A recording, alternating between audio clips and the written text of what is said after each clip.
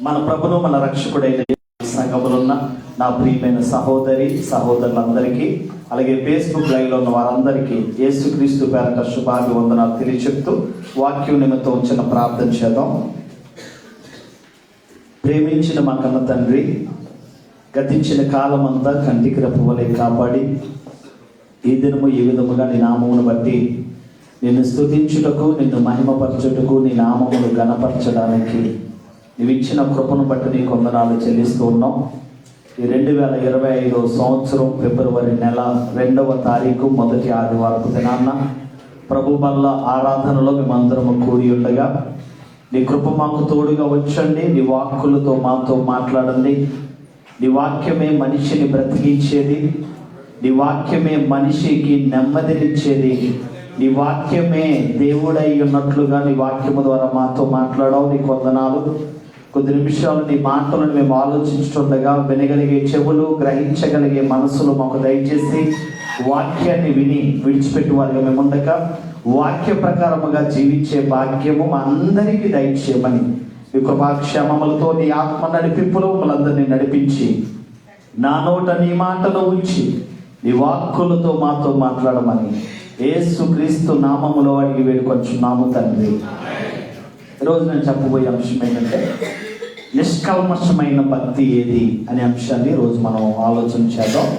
నిష్కల్మషమైన భక్తి ఏది అనేది ఈరోజు మనం ఆలోచన చేద్దాం. క్రైస్తవులందరికీ భక్తి ఉంటుంది. ఆ భక్తి వాక్యానుసారమైన భక్తి అయినా అనేది మనం చూసుకోవాల్సిన అవసరం ఉంది. క్రైస్తవులందరికీ భక్తి ఉంటుంది, కానీ ఆ భక్తి వాక్యానుసారమైనదేనా, ఆ భక్తి వాక్యాన్ని అనుసరించిన విధంగానే ఉందా అనేది మనం చూడాలి. సర్వసాధారణంగా భక్తి అంటే కొంతమంది గంటల తరబడి ప్రార్థన చేయడం, రోజు బైబిల్ చదవడం, సంవత్సరంలో 52 వారాలు మానక దేవుని సన్నిధికి వెళ్ళడం, దేవుని సన్నిధిలో ఆరాధన చేయడం, ఇంకా చర్చిలో తెల్లటి వస్త్రాలు ధరించి బ్రతకడం, ఇదే నిజమైన భక్తి అనే ఆలోచనలో నేటి క్రైస్తవ్యం ఉండడం విచారకరమనే చెప్పొచ్చు.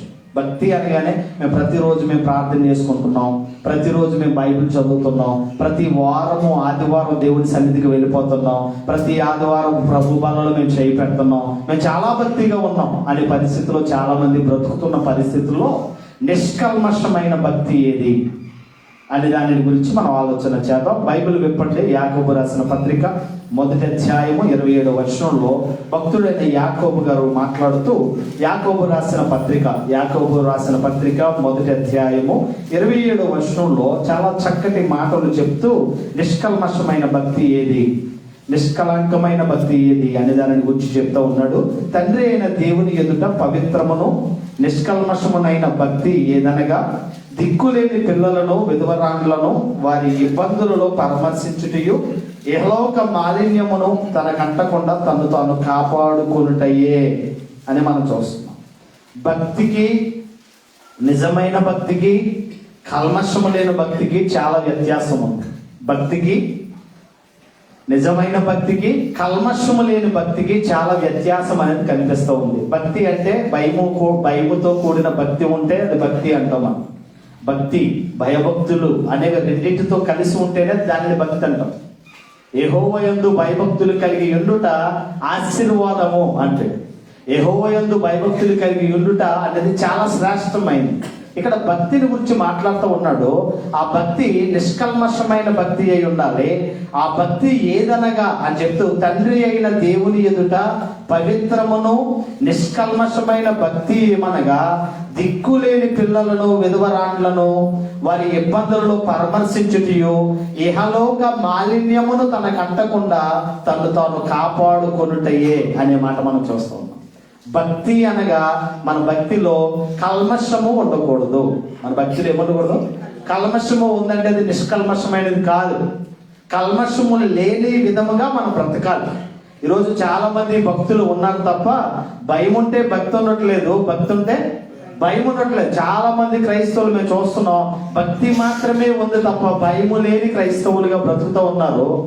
భయభక్తులు లేని విధంగా జీవిస్తూ ఉన్నారు. దేవుడంటే ఏదో భయం ఉన్నట్లుగా వేషధారణతో బ్రతికే జీవితమే తప్ప వాక్యానుసారముగా నిజమైన భక్తి ఏంటంటే కల్మషము లేని విధముగా బ్రతకాలని దేవుడు కోరుతూ ఉన్నాడు. అది చూస్తున్నాం మనం. ఈ వచనం ఎండింగ్ లో చెప్తా ఉన్నాడు, ఇహలోక మాలిన్యమును తనకంటకుండా తను తాను కాపాడుకొనుటయే నిజమైన భక్తి అంటే.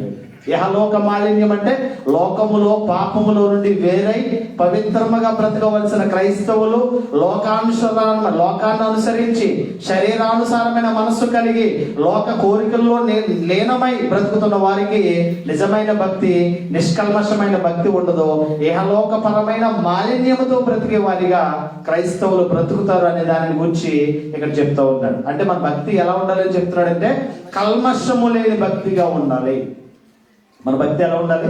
కల్మషము లేని విధముగా మన భయభక్తులతో కూడిన భక్తి కలిగిన క్రైస్తవులుగా మనం బ్రతకవలసిన అవసరత ఉన్నట్లుగా మనకు కనిపిస్తూ ఉంది. భక్తి యొక్క ప్రాముఖ్యత ఏంటి అని ఆలోచన చేస్తే తండ్రి అయిన దేవునికి ఇష్టలుగా బ్రతకాలి. మన తండ్రి అయిన దేవుడు, మన కలిగించిన వాడు, మన సృష్టించిన సర్వేశ్వరుడు, లోకాలను కలిగించిన దేవుని దృష్టి ఎదుట మనం పరిశుద్ధులుగా బ్రతకాలి, నిర్దోషులుగా జీవించాలి. దీనినే దేవుడికి ఇష్టమైన భక్తిగా, భక్తి ప్రాముఖ్యతను ఎరిగిన వారిగా మనం బ్రతకవలసిన అవసరం ఉంది. ఈ భక్తిలో మనం చేయవలసిన పని ఏంటో చాలా చక్కగా చెప్తున్నాడు. నిష్కలంకమైన భక్తి ఏమనగా దిక్కులేని పిల్లలను, విధవరాండ్లను వారి ఇబ్బందులలో పరామర్శించుటయు అంటే భక్తి అనగానే నేను దేవుడిని చాలా ప్రేమిస్తానండి, దేవుడు అంటే నాకు చాలా ఇష్టమండి, దేవుడు లేకపోతే నేను బ్రతకలేనండి అని చెప్పుకుంటున్నా. నీవు నిన్ను వాళ్ళని, నీ పొరుగు వాళ్ళని కూడా ప్రేమించే దూరంలో ఉండాలి. దేవుడు అంటే ఇష్టమని పక్కోడి మీద ద్వేషం చూపిస్తే నీ భక్తి సరైనది కాదు, నీ భక్తి సరైనది కాదు. కనుక దేవుని యందు భయభక్తులు కలిగిన పిల్లలుగా మనం బ్రతకాలంటే దేవుణ్ణి ఎలా ప్రేమిస్తున్నామో, మన ఇంట్లో వాళ్ళు మనం ఎలా ప్రేమిస్తున్నామో మన పొరుగు వారి మీద కూడా అదే ప్రేమ, అదే భక్తి, అదే విధేయత కలిగిన వారమై ఉండాలి. చూడండి, లోకంలో మనం చూస్తే కొంతమందిని చాలా చిన్న చూపు చూసే పరిస్థితి ఉంటది. ఆ భక్తిని గురించి మాట్లాడుతూ నిష్కల్మషమైన భక్తి ఏమనగా అని అంటూ దిక్కులేని పిల్లలను, విధవరాండ్లను వారి ఇబ్బందుల్లో పరామర్శించటయు అని. చాలా మంది దిక్కులేని పిల్లల్ని విడిచిపెడతా ఉంటారు, అనాథ శరణాలయాల్లో బ్రతుకుతూ ఉంటారు, ఫుట్పాత్ల మీద బ్రతుకుతూ ఉంటారు, చాలా భయంకరమైన రోత జీవితం జీవిస్తూ ఉంటారు. భక్తి అనగానే మన దేవుని యందు భయభక్తులు కలిగి ఉన్న మంచిదే కాదంటలేదు. ఆ భక్తిలో దిక్కులేని పిల్లలకు ఆశ్రయం ఇచ్చే విధంగా మన భక్తి ఉండాలి. అనాథులుగా బ్రతుకుతున్న వారిని ఆదరించే పరిస్థితిలో మనం ఉండాలి. ఇంకా చెప్తున్నాడు, ఏమంటాడు, విధవరాండ్లను వారి ఇబ్బందులలో పరామర్శించుటయో. చాలా మంది భర్తలు కోల్పోయి చాలా ఇబ్బందులు పడుతూ ఉంటారు. అటువంటి వాళ్ళని మనం ఏం చేయాలట? పరామర్శించి వారి అక్కరను ఎరిగి, వారి అవసరతలు ఎరిగి మనం వారి అవసరతలు తీర్చవలసిన పరిస్థితి మన మీద ఉంది. ఆ భారము దేవుడు మన మీద పెట్టాడని చెప్తా ఉన్నాడు. అందుకంటాడు, ఇహలోక మాలిన్యమును తమ కట్టకుండా తను తాను మీరు ఏం చేసుకోవాలి? కాపాడుకోవాలి. అంటే పాపము లేని పరిశుద్ధమైన జీవితాన్ని జీవించాలి. దేవుడు పరిశుద్ధుడు, మీరు కూడా పరిశుద్ధులై ఉండాలి. నేను పరిశుద్ధులై కనుక మీరు పరిశుద్ధులై ఉండండి అని దేవుడు ఎన్నో మార్లు ఎందుకు మాట్లాడుతూ ఉన్నాడంటే, ప్రతి విషయంలో దేవునికి ఇష్టలుగా మనం బ్రతకాలంటే మనలో పాపం అనే డాగులు ఉండకూడదు. పరిశుద్ధతగా బ్రతకాలి, పాపము లేని వారిగా బ్రతకాలి, పాపాన్ని జయించిన వారిగా బ్రతకాలి. అందుకే చాలా చక్కగా చెప్తూ ఉన్నాడు. ఇక్కడ మనం చేస్తున్న భక్తి కల్మషముతో కూడినదైతే ఆ భక్తి నిష్కల్మషమైనది కనపడదు, కల్మషము లేనిదిగా ఉండాలి. కల్మషంతో ఉందంటే అది సరైన భక్తిలో మనం లేము అనేది మనం గ్రహించవలసిన అవసరత ఉన్నట్లుగా మనకు కనిపిస్తుంది. చాలా మంది భక్తి ఉంటుంది, వారి భక్తి వ్యర్థమైన భక్తిగా పరిగణించబడతా ఉంటుంది. వారి భక్తి ఎలా ఉంటుంది? వ్యర్థమైన భక్తి. వ్యర్థమైన భక్తి అని ఎందుకు అన్నారు మీరు అని ఆలోచన చేస్తే, ఎఫెసీయులకు రాసిన పత్రిక 5వ అధ్యాయము 4వ వచనం అందరూ తీయగలిగితే, ఎఫెసీయులకు రాసిన పత్రిక 5వ అధ్యాయము 4వ వచనాన్ని నేను చదువుతున్నాను. కృతజ్ఞత వచనమే మీరు ఉచ్చరింపవలెను గాని బూతులైనను, పోకిరి మాటలైనను, సరసోక్తులైనను ఉచ్చరింపకూడదు. ఇవి మీకు తగవు, ఇవి మీకు తగవు. మీరు ఏం మాట్లాడినా కృతజ్ఞత వచనమే పలకండి. మేలు జరిగినా కీడు జరిగినా, అది మంచి అయినా చెడైనా, నీకు ఉపకారం నువ్వు చేస్తే నీకు అపకారం ఎదురైనా ఏం మాట్లాడాలంట? కృతజ్ఞత వచనమే మీరు ఉచ్చరించాలి. కృతజ్ఞత వచనమనే మీరు ఉచ్చరింపవలేరు గాని భూతులైనను, పోకిరి చేష్టలైనను, సరసోక్తులైనను ఉచ్చరింపకూడదు. అది మీకు తగదు, అది మీకు తగదు. అబ్బో, కొంతమంది ఉంటారు నోరు విప్పితే మొత్తం పంచాంగం అంతా బయట విప్పేస్తూ ఉంటారు. వాళ్ళకు పిహెచ్డి చేస్తారు, బూతుల్లో పిహెచ్డి చేసే వాళ్ళు ఉంటారు. చాలా మంది బూతులు మాట్లాడుతూ ఉంటారు. ఇక్కడికి వచ్చి తండ్రి ప్రభువు అని ప్రార్థన చేస్తారు. బయటికి వెళ్ళగానే నోరంతా డ్రైనేజీతో నిండిన విధంగా కుళ్ళు, కుతంత్రాలతో, అసూయతో, కక్షలతో నోరిప్పితే బూతులు. అదే చెప్తున్నాడు చాలా చక్కగా, మీరు బూతులైనను, పోకిరి మాటలైనను, ఏ మాటలట? పోకిరి మాటలైనను, సరసోక్తులైనను ఉచ్చరింపకూడదు అనే మాట మనం చూస్తూ ఉన్నాం. నేను చాలా మంది క్రైస్తవుల విశ్వాసులను జాగ్రత్తగా చూస్తే నాకు అర్థమైంది ఏంటంటే, పోకిరి మాటలు వస్తూ ఉంటాయి, సరసోక్తులు వస్తూ ఉంటాయి. సరసోక్తులు, పోకిరి మాటలు అంటే ఏంటి తెలుసా? దేవుళ్ళలో ఉంటాడు, వాక్యం చదువుతాడు, ప్రార్థన చేస్తూ ఉంటాడు, వాక్యం వింటూ ఉంటాడు. నోరిపితే సినిమా మాటలు, సినిమా డైలాగులు వస్తూ ఉంటాయి. నోరిపితే ఏమొస్తాయి? డైలాగ్ గుర్తొచ్చేస్తూ ఉంటుంది. వెంటనే డైలాగులు గుర్తొస్తాయి, డైలాగులు చెప్తూ ఉంటారు. అక్కడ జరిగినంత సన్నివేశాన్ని వీళ్ళు జ్ఞాపకం చేసుకుంటూ ఉంటారు. దీన్ని సరసోక్తులు అంటాడు. అది మీకు తగదు అంటాడు క్రైస్తవ జీవితాల్లో. దేవుని విషయాల్లో ఉండి మళ్ళా లోకంలో, లోకాశల్లో. మన రీసెంట్గా ఒక వీడియో చూశాను, పాస్టర్ గారు అమ్మాయి తగ్గేదే లేదంటుంది. ఇలాగా వీడియో పెట్టాడు. పనికిమాలాడు కూడా పనికిమాలాడు మళ్ళీ ఫేస్బుక్లో వీడియో పెట్టాడు. క్రైస్తవులు అండి మనం, దేవుడిని ఎరిగిన పిల్లలు, క్రీస్తు రక్తం ద్వారా కడగబడిన వాళ్ళం. నోరు విప్పితే బూతులు వస్తాయి, నోరు విప్పితే సరసోక్తులు వస్తాయి, నోరు విప్పితే పోకిరి మాటలు వస్తూ ఉంటాయి. సినిమాలు ప్రపంచాన్ని ప్రభావితం చేసి దేనికంటే పాడు చేయడానికి. సినిమాలు పాడు చేస్తున్నాయి మనుషులను. సినిమా వ్యవస్థ, ఈ సినిమాలు అనేవి, ఈ డైలాగులు అనేవి, ఈ పాటలు అనేవి, అల్లరితో కూడిన పాటలు ఏం చేస్తున్నాయంటే మనుషులను లేపుతున్నాయి, వాళ్ళని ప్రేరేపిస్తున్నాయి, వాళ్ళని ఉజ్జీవింపజేసి వాళ్ళ పాపంలోనికి తీసుకువెళ్తూ ఉంది. క్రైస్తవ జీవితంలో ఇవి మనం మానుకోవాల్సిన అవసరం ఉంది. నోరుపితే డైలాగ్ వచ్చేస్తూ ఉంటుంది, మన సినిమా డైలాగ్. నోరుపితే డైలాగ్ వేస్తూ ఉంటారు. కరెక్ట్ కాదు అది. నిజమైన భక్తి ఏంటంటే ఇక్కడ చాలా చక్కగా చెప్తున్నాడు, కృతజ్ఞత వచనమునే మీరు ఉచ్చరింపాలి కానీ బూతులైనను, పోకిరి మాటలైనను, పోకిరి మాటలని కాడ పుట్టినట్లు వెర్రి మాటలైనను అంటాడు. ఏ మాటలు? వెర్రి మాటలైనను, సరసోక్తులైనను మీరు ఉచ్చరింపకూడదు. ఇవి మీకు తగవు. క్రైస్తవులు మీరు యేసుక్రీస్తు రక్తము ద్వారా కడగబడ్డ వాళ్ళు. గతంలో పాప జీవితంలో, లోక జీవితంలో బ్రతికిన కాలం వేరు. ఇప్పుడు దేవుళ్ళలోకి వచ్చారు, యేసుక్రీస్తు రక్తము ద్వారా కడగబడ్డారు, పరిశుద్ధుల గుంపులో చేర్చబడ్డారు. ఇప్పుడు మీరు ఎలా ఉండాలి? కృతజ్ఞత వచనమనే మీరు ఉచ్చరింపాలి కానీ పోకిరి చేష్టలైనను, సరసోక్తులైనను, భూతులైనను మీరు మాట్లాడడానికి వీలు లేదు. ఇవి మీకు తగవు అని చెప్తా ఉన్నాయి. అంటే భక్తి చేస్తున్నారు కానీ వీళ్ళ భక్తి ఎలా ఉంది? వ్యర్థమైన భక్తిగా ఉంది. వీళ్ళ భక్తి ఎలా ఉంది?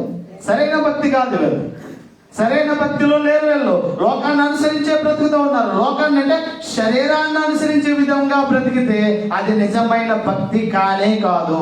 ఆత్మను అనుసరించిన విధంగా క్రైస్తవులు బ్రతకవలసిన అవసరత ఎంతైనా ఉన్నట్లుగా ఈ మాటల ద్వారా మనం చూస్తూ ఉన్నాం. ఎందుకు ఈ మాటలు నేను చెప్తున్నట్టే, క్రైస్తవులము కనుక యాకోబు రాసిన పత్రిక 1వ అధ్యాయము 26వ వచనంలో చాలా అద్భుతంగా మాట్లాడుతూ ఉంటాడు భక్తుడు.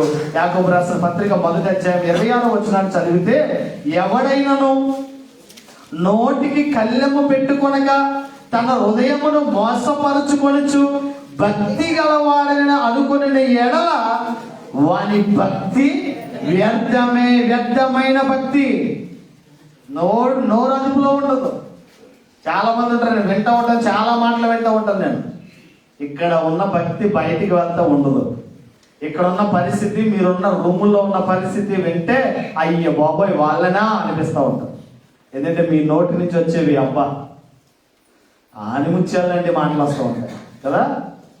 చాలా చక్కగా చెప్తున్నాడు ఈ వర్షంలో, ఎవడైనా నోటికి కళ్ళెము పెట్టుకొనక తన హృదయమును మోసపరుచుకొనుచు భక్తి గలవాడని అనుకుని ఎడల వాని భక్తి వ్యర్థమే. నేను చాలా భక్తిగా ఉన్నాను, దేవుడి సన్నిధికి వెళ్ళిపోతున్నాను, ఆ పాటలు పాడేస్తున్నాను, వాయిద్యాలు వాయించేస్తున్నాను, వాక్యం చెప్పేస్తున్నాను, ప్రార్థన చేసేస్తున్నాను, అందరినీ కోఆర్డినేషన్ చేసేస్తున్నాను. నేను నేను చాలా భక్తిగా ఉన్నాను, చాలా భక్తిగా ఉన్నాను, దేవుళ్ళు బాగా వాడబడుతున్నాను అనుకుంటున్నావా?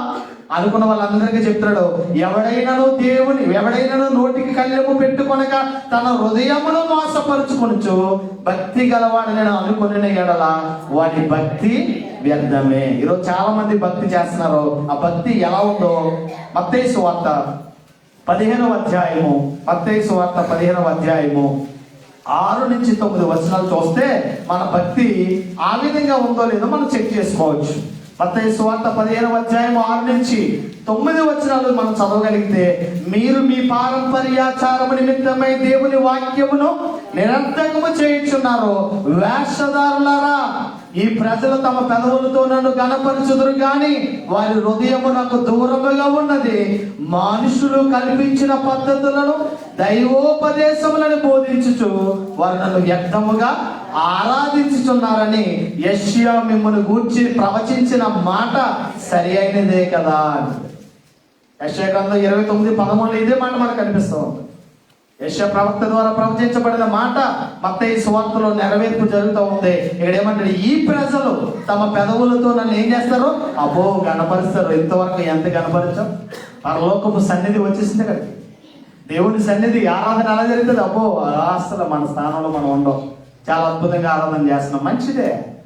ఆరాధన చేసిన నీవు పెదవులతో గణపరుస్తున్నావా? హృదయపూర్వకంగా దేవుణ్ణి ఆరాధన చేస్తున్నావా? దేవుడు ఆత్మ కనుక ఆయన ఆరాధించేవారు ఆత్మతో సత్యముతో ఆరాధన చేయాలట. ఎలా చేయాలి? ఆత్మతో సత్యముతో, సత్యాన్ని అనుసరించిన విధంగా మన భక్తి ఉండాలి. అందుకే చాలా చక్కగా చెప్తాడు ఈ వచనంలో, వారి పెదవులతో నన్ను గణపరచుదురు కానీ వారి హృదయము నాకు దూరముగా ఉన్నది.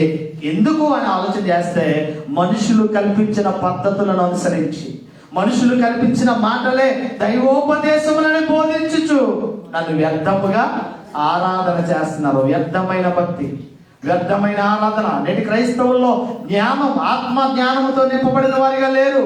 ఆత్మ జ్ఞానాన్ని అనుసరించిన విధంగా మన భక్తి ఉండట్లేదు. మానవులు కల్పించిన భక్తి, మానవులను అనుసరించి పారంపర్యాచారముగా వస్తున్న భక్తిలో మనుషులు బ్రతుకుతున్న పరిస్థితిని మనం జ్ఞాపకం చేసుకోవాల్సిన అవసరం ఉంది. ఈరోజు భక్తిగా ఉన్నామంటే మన వేషధారులుగా ఉన్నామా, వాక్యానుసారంగా మనం బ్రతుకుతున్నాం, మనం గ్రహించవలసిన అవసరం ఉంది.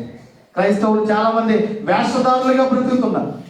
వేషధారణ అది మనకు మంచిది కాదు, మన భక్తి జీవితానికి మంచిది కాదు అనేది మనం చూడాలి. మన నోటికి మనం కళ్ళెము పెట్టుకోవాల్సిన అవసరం ఉందట. మన నోటికి ఏం పెట్టుకోవాలట? యాకోబు అదే చెప్తాడు. యాకోబు రాసిన పత్రిక 1వ అధ్యాయం 26వ వచనంలో నోటికి కళ్ళెము లేని భక్తి అంటాడు. యాకోబు రాసిన పత్రిక 1వ అధ్యాయము 26వ వచనంలో చాలా చక్కగా చెప్తూ ఉన్నాడు. ఏమని చెప్తున్నాడు అన్నది ఆలోచన చేస్తే, ఎవడైనాను నోటికి కళ్ళెము పెట్టుకొనగా, కళ్ళెము లేని భక్తి. వాగిడికాయలా వాగితేనే ఉంటారు చాలా మంది, వాగిడికాయలా వాగితేనే ఉంటారు నాన్ స్టాప్. కళ్ళెము ఉండాలట, కళ్ళెము పెట్టుకోవాలట. మీ నోటికి కళ్ళెము లేని విధంగా మీరు ఉండొద్దు, మీ హృదయాన్ని భద్రపరుచుకోండి అనే మాట మనం చూస్తూ ఉన్నాం. ఎందుకు ఇలా చెప్తున్నాం అంటే, క్రైస్తవ జీవితంలో మేము చాలా భక్తిగా ఉన్నామని ప్రార్థన చేసేవాళ్ళు చెప్తున్నాడు. మత్తయి సువార్త 6వ అధ్యాయం 7వ వచనంలో చెప్తాడు, మీరు ప్రార్థన చేయనప్పుడు అన్యజనుల వల్ల వ్యర్థమైన మాటలు వచించొద్దు అని. ఎలా చేస్తున్నారంట ప్రార్థన? అన్యజనులు లోకానుసారంగా మాట్లాడే విధంగా దేవుడితో మాట్లాడడానికి కుదరదు. ఒక అధికారి దగ్గరికి వెళ్ళినప్పుడు, ఒక బాస్ దగ్గరికి వెళ్ళినప్పుడు చాలా డిసిప్లైన్ అనేది పాటిస్తావు. విధేయత కలిగి ఒబీడియంట్లీగా దేవుడి సన్నిధిలో నువ్వు ఎంత విధంగా ఉన్నావో అదే అధికారులు ఎదుట అలాగే ఉండాలి.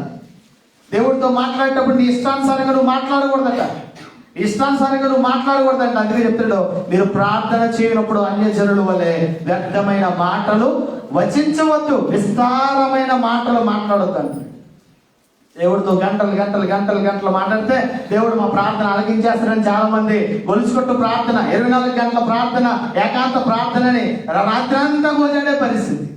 దేవుడికి ఇష్టం లేకుండా దేవుడికి ప్రార్థన చేయడం వల్ల దేవుడు నీ ప్రార్థన ఆలకించడు. మత్తయి సువార్తలో చెప్తాడు, నేను చెప్పు మాటల ప్రకారంగా మీరు బ్రతకక ప్రభువా ప్రభువా ప్రభు అని పిలుచుట ఎందుకు అంటే, దేవుడు చెప్పిన మాటల ప్రకారంగా మనం ఏం చేయాలి? ఈరోజు వినడానికే పరిమితం అయితే ఉపయోగం లేదు. దేవుడి సన్నిధికి వచ్చామంటే మన బ్రతుకులో, మన భక్తిలో మార్పులు రావాల్సిన అవసరత ఎంతైనా ఉంది. దేవుళ్ళలో బ్రతుకుతున్నాం, మనం దేవుని యందు భయభక్తులు కలిగిన వారిగా బ్రతుకుతున్నాం. దేవుడి సన్నిధికి రావడానికి ఎంతో ప్రయాసపడుతున్నాం. మన టైంని వెచ్చిస్తున్నాం, మన కాలాన్ని వెచ్చిస్తున్నాం, మన ధనాన్ని వెచ్చిస్తున్నాం. దేవుడి సన్నిధిలో మన పనులన్నీ మానుకుని దేవుడి పనిలో మనం లీనమవుతున్నాం అంటే కారణం ఈ భక్తి, యథార్థమైన భక్తి ఉండాలి. కల్మషము లేని భక్తిగా మన భక్తిని మనం ఏం చేయాలి? కాపాడుకోవాల్సిన అవసరత ఎంతైనా ఉన్నట్లుగా మనం చూస్తూ ఉన్నాం. సామెతల గ్రంథం 10వ అధ్యాయము 19వ వచనాన్ని చూద్దాం. సామెతల గ్రంథం 10వ అధ్యాయం 19వ వచనంలోకి వెళ్తే 10వ అధ్యాయం 19వ వచనంలో చాలా చక్కగా సొలొమోను మహారాజు చెప్తూ, సామెతల గ్రంథం 10వ అధ్యాయం 19వ వచనంలో చాలా చక్కటి మాట, విస్తారమైన మాటలలో దోషముండక మానదు, తమ పెదవులను మూసుకొనిన వాడు బుద్ధిమంతుడు. ఏమంటదట? విస్తారమైన మాటలు. ఈరోజు సెల్ ఫోన్ వచ్చేసిన తర్వాత, మొన్న ఇండియా వెళ్తే మొత్తం ప్యాకేజ్ ఇచ్చేసారండి. ఏంటిది? Phone offer. ఎంతసేపు మాట్లాడుకున్నా ఏమంటారు? అన్లిమిటెడా? ప్యాకేజ్ ఇచ్చేసారు, అన్లిమిటెడ్. సొల్లు కబుర్లు చెప్పుకోవడం, సోది కబుర్లు చెప్పుకోవడం, పనికి మాలని కబుర్లు చెప్పుకోవడానికి ప్రతి ఓడు మాట్లాడుతూనే ఉన్నాడు. బండి తోలి ఓడు కూడా అలా మాట్లాడుతూనే ఉన్నాడు. విస్తారమైన మాటల్లో దోషముండక మానదు, పెదవులను మూసుకొనిన వాడు బుద్ధిమంతుడు. నీ విలువ పెరిగే కొద్దీ నీ మాటలు తగ్గాలి. నీ విలువ పెరిగే కొద్దీ నీ మాటలు తగ్గాలి. చూడండి, కాయిన్స్ ఉంటాయి, మన నాణ్యాలు ఉంటాయి. కాయిన్స్ ఇలాగ పైనుంచి ఎలా వదిలేసాం అనుకోండి, కాయిన్స్ ఏమొస్తుంది? శబ్దం. 100 కాగితమో 50 కాగితమో 10 కాగితమో పైనుంచి ఎలా ఆడేసాం అనుకోండి, శబ్దం వస్తుందా? ఎందుకు ఈ మాట చెప్తున్నంటే, దాని వాల్యూ పెరిగే కొద్ది అది ఏం చేయట్లేదు? శబ్దం చేయట్లేదు. వాల్యూ లేనిది ఏం చేస్తుంది? శబ్దం చేస్తుంది. అంటే నీ వాల్యూ పెరిగే కొలది నీ మాటలు, ఏదైనా సరే ఎక్కువ లోక సంబంధమైన సరసూక్తులు వినడానికి మనసు పెట్టకండి. ఎక్కువ వాక్యం వినడానికి ప్రయత్నం చేయండి. వాక్యం వినడానికి ప్రయత్నం చేయండి. ప్రార్థన చేయడానికి ప్రయత్నం చేయండి. ఎందుకు ఈ మాటలు చెప్తారంటే, ఎక్కువ మాట్లాడడం వల్ల మాటల్లో ఏముంటుందట? దోషం. ఎక్కువ మాట్లాడడం వల్ల ఏముంటుంది? దోషం ఉంటుంది. దోషం ఉంటుంది. అంటే దోషం ఎందుకు వస్తుంది? అసలే నోటికి కళ్ళెము లేకపోవడం. ఎందుకు వస్తుంది? నోటికి ఏమి లేదు, కళ్ళెము లేదు. చూడండి, గుర్రం చాలా బలమైంది, చాలా బలమైంది. దాన్ని స్వారీ చేస్తున్న వాడికి దాని నోటిలో నుంచి ఒక కళ్ళెం ఉంటుంది. కరెక్ట్గా పట్టుకుని ఇలా లాగ్గానే ఏమవుతుంది? ఎంత స్పీడ్గా వెళ్ళినా మన బ్రేక్ తొక్కినట్లుగా అది కూడా ఒక్కసారి అయితే. కళ్ళెం లేని గుర్రం ఎక్కితే ఆ జీవితం అయోమయమే. ఇంకా క్రైస్తవ జీవితాల్లో మనం ఎలా ఉండాలి? నోటికి ఏం పెట్టుకోవాలి? కళ్ళెం పెట్టుకోవాలి. క్రైస్తవ జీవితాల్లో మన హృదయాన్ని మన ఆధీనంలో ఉంచుకోవడానికి ప్రయత్నం చేయాలి. మన హృదయాన్ని చూడండి, మత్తయి సువార్త 12వ అధ్యాయము 34వ వచనంలో చాలా చక్కటి మాట చెప్తూ ఉంటాడు. మత్తయి సువార్త 12వ అధ్యాయము 34వ వచనాన్ని చదువుతున్నాను. సర్ప సంతానమా, మీరు చెడ్డవారయ్యుండి ఎలాగో మంచి మాటలు పలుకగలరు? హృదయమందు నిండి ఉన్న దానిని బట్టి నోరు మాట్లాడును. హృదయము నిండిన దానిని బట్టి నోరు ఏమవుతుందట? చాలా మందిని నేను చూస్తానండి, అబ్బో ఉంటే ఎవడ బంక జిగురు పెరికి కంటిపోయినట్టుగా ఉంటారు, అలాగే కొమ్మ జిగిరి అంటిపోయినట్టుగా ఉంటారు. అలాగే ఏదో పొరపాటున ఏదో గొడవ రావాలి, అప్పుడు వస్తే బయట. ముఖ్యంగా మా ఆడలు, మా తల్లులు ఇది లేదు వచ్చేది ఉంటుంది. అంటే అంతవరకు ఏమైంది? అది ఫ్లోయింగ్ అక్కడ దాకా ఉంది. హృదయం నిండిపోయింది. ఇప్పుడు ఏమవుతుంది? ట్యాప్ కాడ బిందు పెట్టామమ్మా, ట్యాప్ కాడ బిందు పెట్టామా, వాటర్ ఫుల్ అయిపోయింది అనుకోండి, బిందులోనే ఉంటుందా? ఫ్లో అవుతూ ఉంటుంది. హృదయం నిండిన దాన్ని బట్టి నోరు ఏమవుతూ ఉంటుంది మాట. కనుక మనం చాలా జాగ్రత్తగా నోటికి కళ్ళెం పెట్టుకునే భక్తి కావాలి. ఆ భక్తి కావాలంటే నిష్కల్మషమైన భక్తి కావాలి. ఆ భక్తిలో ఉంటేనే నోటికి మనం ఏం చేయగలం? కళ్ళెం పెట్టుకోగలం. చెడు మనసుతో నిండి ఉంటే చెడే వస్తుంది. మంచి మనసుతో ఉండి వాక్యం ఉంటే వాక్యమే వస్తుంది. నీ హృదయం నిండా వాక్యం ఉందనుకో, వాక్యం కోసమే మాట్లాడతావు. నీ హృదయం నిండా చెడు ఉందనుకో, చెడు కోసమే మాట్లాడుతూ ఉంటావు. అందులోకి పక్కోళ్ళ కోసం అంటే బాగా చెవులు ఎక్కిపోతాయి, మనకి చెవులు చేటలు అయిపోతాయట. చెవులు ఏమైపోతాయట? ఏనుగు చెవులు లాంటి చెవులు వచ్చేతాయంట పక్కోళ్ళ కోసం అయితే. చాలా జాగ్రత్త. హృదయము నిండిన దానిని బట్టి నోరు మాట్లాడుతుంది. నీ హృదయము వాక్యంతో నింపబడాలి. నీ హృదయము వాక్యముతో నింపబడితే వాక్యానుసారంగా జీవించే అవకాశం ఉంటుంది. కనుక చాలా జాగ్రత్తగా చెప్తా ఉన్నాడు ఈ వచనంలో, హృదయము నిండిన దానిని బట్టి నోరు మాట్లాడును కదా, మీరు చెడ్డవారై ఉండి ఎలాగో మంచి మాటలు పలుకుదురు. అంటే చెడ్డోళ్ళు ఉంటే చెడ్డ మాటలు వస్తాయి, మంచిగా ఉంటే మంచి మాటలే వస్తాయి. కనుక దీని విషయంలో చాలా జాగ్రత్త కలిగి ఉండవలసిన అవసరం ఉంది. దేవుడు తన ప్రవక్తకు చెప్తా ఉన్నాడు, మాట్లాడే విషయాల్లో, బోధించే విషయాల్లో అసలు ఏ విషయంలో కరాఖండిగా ఉండమని చెప్తా ఉన్నాడు. ఇర్మియా గ్రంథంలోకి వెళ్తే, ఇర్మియా గ్రంథం 1వ అధ్యాయం 9వ వచనంలో ఇర్మియాకి దేవుడు చెప్తున్న మాట ఏంటి అని ఆలోచన చేస్తే చాలా చక్కగా ఉండే 9వ వచనంలో, అప్పుడు యెహోవా చెయ్యి చాపి నా నోరు ముట్టి ఇలాగూ సెలవిచ్చును, ఇదిగో నేను నీ నోట నా మాటలు ఉంచి ఉన్నాను, పెళ్ళగించుటకు, వెలుగొట్టుటకు, నశింప చేయుటకు, పడద్రోయుటకు, కట్టుటకు, నాటుటకు నేను ఈ దినమున జనముల మీద, రాజ్యముల మీద నిన్ను నియమించి ఉన్నాను. ప్రవక్త ఇర్మియా ప్రవక్త ఇజ్రాయేలుల నడిపింపు కొరకు, ఇజ్రాయేలుల పరిశుద్ధమైన జీవితం కొరకు ప్రవక్తగా బాల్య దశలోనే దేవుడు ఏర్పరచుకున్నాడు ఈ ప్రవక్తను. ఈ ప్రవక్త విషయంలో చాలా చక్కగా చెప్తున్నాడు, ఇదిగో నేను నీ నోట నా మాటలు ఉంచి ఉన్నాను. ఈ మాటలు ఎవరి మాటలు? దేవుడి మాటలు. దేవుడి సన్నిధికి వచ్చినప్పుడు మనం చాలా జాగ్రత్త కలిగి ఉండాలి. దేవుడి సన్నిధికి వచ్చినప్పుడు చాలా భయభక్తులు కలిగిన వారిగా బ్రతకాలి.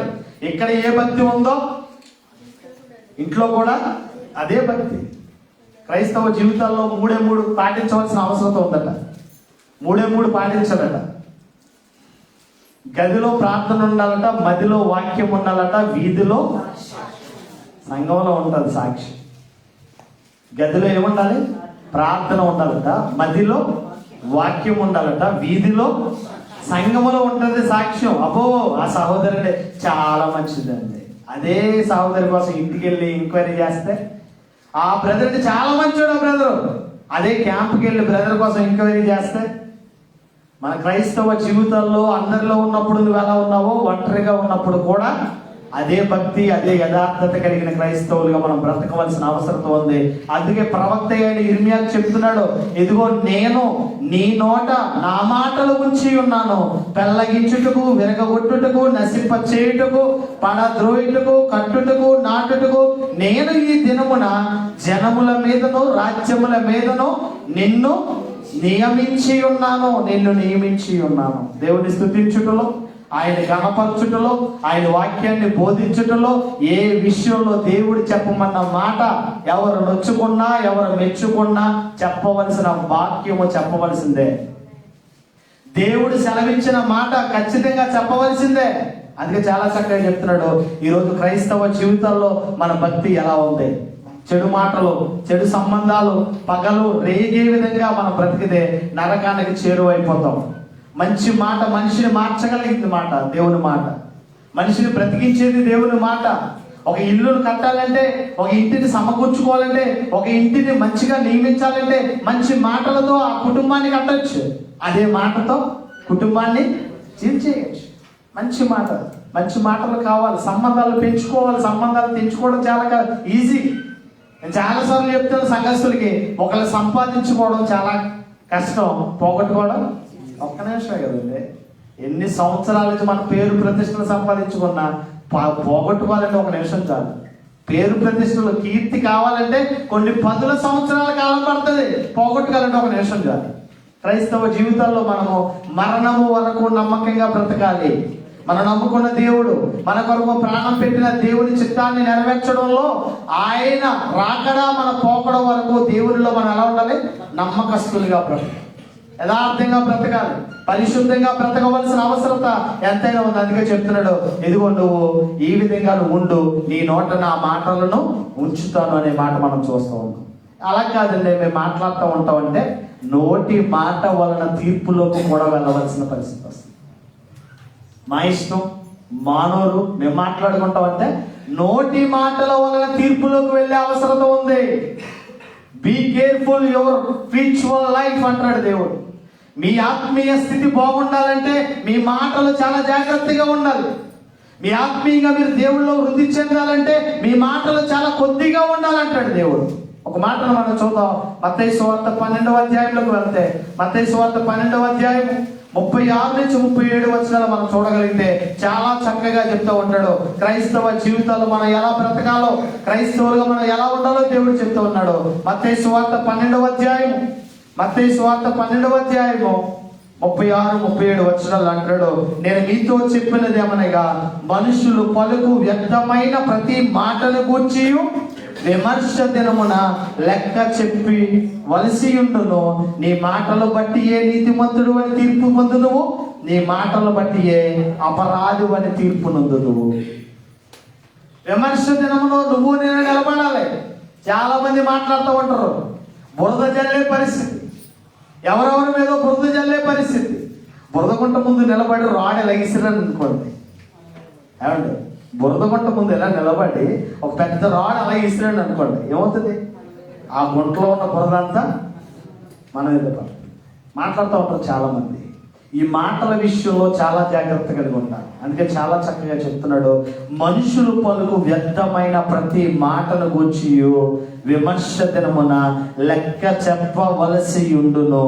నీ మాటలను బట్టి నువ్వు నీతిమంతుడిగా తీర్చబడతావు, అదే మాటలను బట్టి అపరాధిగా తీర్చబడతావు, అపరాధిగా తీర్చబడతావు. కనుక భక్తి విషయంలో చాలా జాగ్రత్త కలిగి ఉండాలి.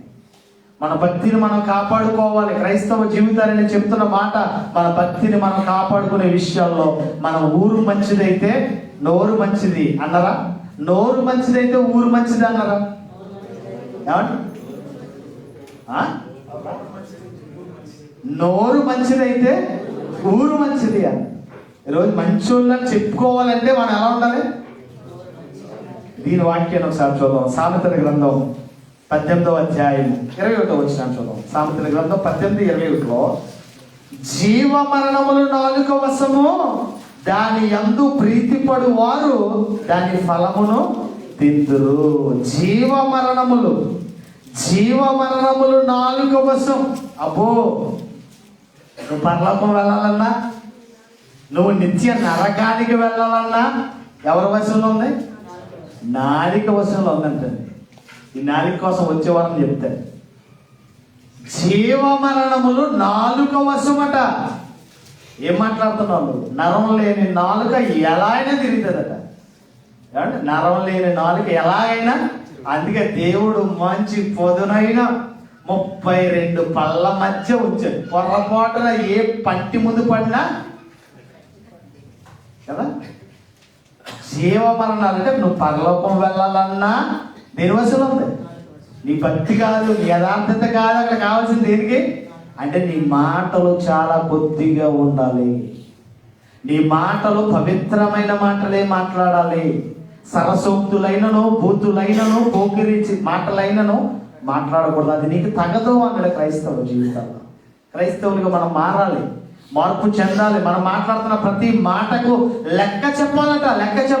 నాకు చెప్పకపోయినా పర్వాలేదు, మీ పైవారికి చెప్పకపోయినా పర్లేదు, కానీ నేను సృష్టించిన దేవునికి మాత్రం చెప్పాలి. లెక్క చెప్పవలసిన వారై ఉన్నారు అంటాడు. ఇక్కడికి వచ్చేటప్పటికి జీవ మరణములు నాలుక వశము, దాని యందు ప్రీతిపడు వారు దాని ఫలమును. నువ్వు మంచి మాట్లాడవా, నీకు మంచి వస్తుంది. Give respect and take respect. మంచినివ్వి, మంచిని తెచ్చుకో. గౌరవించు, గౌరవాన్ని మంచిగా. ఎవండి అంటే ఎవండి అంటే, బాగున్నారండి అంటే బాగున్నామండి, యారా అంటే యారా, పోరా అంటే పోరా. అంతే కదా. ఎవరితోడు ఎలా రియాక్ట్ అవుతే అదే విధంగా రియాక్ట్ అవుతూ ఉంటుంది. కనుక క్రైస్తవ జీవితాల్లో గౌరవం అనేది ఒకరినొకడు హెచ్చించుకునే పరిస్థితి, ఒకరినొకడు ప్రేమించుకునే పరిస్థితి, ఒకరినొకడు గౌరవించుకునే పరిస్థితి. ఒకవేళ వాడు తప్పు త్రోవలో ఉంటే ఒక క్రైస్తవుడిగా, ఒక విశ్వాసిగా, ఒక సహోదరిగా, ఒక సహోదరుడిగా వాడిని సన్మార్గంలో నడిపించడానికి నువ్వు ప్రయత్నం చేయవలసిన పరిస్థితి. లేదంటే నీ నాలుక వలన నిత్యాగ్ని దండనకు వెళ్ళిపోతావు. అదే నాలుక వలన నిత్య జీవాన్ని కూడా రెండు కూడా జీవ మరణములు నాలుక వశములో ఉన్నాయి అనే మాట మనం చూస్తూ ఉన్నాం. కనుక చాలా జాగ్రత్త. క్రైస్తవులు బ్రతుకుతున్న మనం, దేవుళ్ళలో బ్రతుకుతున్న మనం, దేవుని మాటల యందు భయభక్తులు కలిగిన వారిగా బ్రతకవలసిన అవసరత ఉన్నట్లుగా మనకు అనిపిస్తుంది. నిజమైన భక్తి ఏంటంటే ఇహలోక మాలిన్యం అంటకూడదు. యహలోక మాలిన్యమును అంటని క్రైస్తవులుగా బ్రతకాలట. మనం ఎలా బ్రతకాలి? యహలోక మాలిన్యం అంటే పాపలోకములో పాపాన్ని కలిగిన వారమై పాప నియమాల్లో మనం ఉండకుండా పరిశుద్ధులుగా బ్రతకడమే నిజమైన నిష్కల్మషమైన భక్తి అని. కనుక క్రైస్తవ జీవితంలో మనం చాలా జాగ్రత్తగా జీవించవలసిన అవసరత ఉంది. ఈరోజు చాలా మంది క్రైస్తవులు వాళ్ళ పద్ధతులు, వారి విధానాల్లో మనం చూస్తే యాకోబు రాసిన పత్రిక 4:4 లాగా ఉన్నాయి.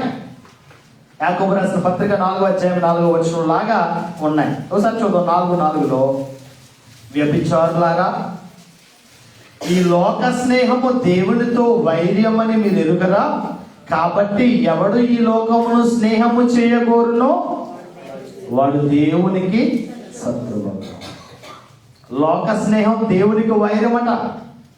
ఈ లోక స్నేహం దేవునికి, నాకు దేవుడు కావాలండి, లోకము కావాలండి, నేను పరిశుద్ధుడిగా బ్రతకాలండి, పాపం కూడా అవుతుందా? అవ్వదండి. అటు ఇటు కానండి ఎలా చదువుతామండి మనం? అర్థమైంది? అటు పురుషుడు కాదు, అటు స్త్రీ కాదు అనుకోండి, చాలా వెరైటీగా చదువుతాం. మనం అటు ఇటు కాని వాళ్ళం కాదు. మీరు ఉంటే వెచ్చగానైనా ఉండండి, లేకపోతే మీరు చల్లగానైనా, నులివెచ్చని స్థితిలో ఉంటే ఉమ్ము వేయబడతాం, త్రోసి వేయబడతాం. క్రైస్తవ జీవితంలో మనం చాలా జాగ్రత్తగా ఉండాలి. మనం ప్రత్యేకించబడిన వాళ్ళు, లోకమునకు వేరైన వాళ్ళం, మూర్ఖులకు ఈ తరమ వారికి వేరై రక్షణ పొందిన వాళ్ళం మనం. కనుక ఇక్కడ అంటాడు, లోక స్నేహము దేవునికి వైరమని మీరు ఎరుగరా? లోక స్నేహము దేవునికి వైరమని మీరు ఎరుగరా అని చెబుతూ ఏమంటాడు? ఇగో దేవునితో వైరమని మీరు ఎరుగరా, కాబట్టి ఎవడు ఈ లోకమును స్నేహము చేయగోరునో వాడు దేవునికి శత్రువు అవుతాడు. లోకాన్ని స్నేహం చేయకండి. ఎంతకాలం బ్రతికం మనకు తెలియదు. బ్రతికిన కాలం మాత్రం దేవుడికి లెక్క చెప్పవలసిన క్రైస్తవులుగా మనం ఉన్నాం. కనుక పరిశుద్ధముగా మీ ఘటాలను మీరు కాపాడుకోండి. మీ ఘటాలను మీరు కాపాడుకోండి. మీ శరీరాన్ని మీరు కాపాడుకోండి. ఏదైనా మీ దేహమే దేవుని ఆలయమై ఉంది. కనుక ఈ ఆలయాన్ని పరిశుద్ధపరచుకోవడంలో నిష్కల్మషమైన భక్తి కలిగిన వారే మీరు బ్రతకాలి. ఏ భక్తి కలవాలి? నిష్కల్మషమైన భక్తి కలిగిన వారే బ్రతకాలి. మీ భక్తిలో కల్మషము ఉండకూడదు. అట్టి కృపటి ధన్యత దేవుడు సదాకాలము మనకు దయచేయునుగాక. వెత్తబడిన వాక్యము మన వినికుడిలో ఫలించునుగాక. ప్రభు వాళ్ళకు సమీపిస్తున్నాం కనుక ప్రభు వాళ్ళ కొరకు నియమింపబడిన సహోదరులు ముందుకు రండి. అందరూ బాప్తిసం పొందిన పిల్లలు లేచి నిలబడండి. లైవ్ ఆపేయండి. బాప్తిసం పొందిన పిల్లలు లేచి నిలబడండి. బాప్తిసం పొందలేని పిల్లలు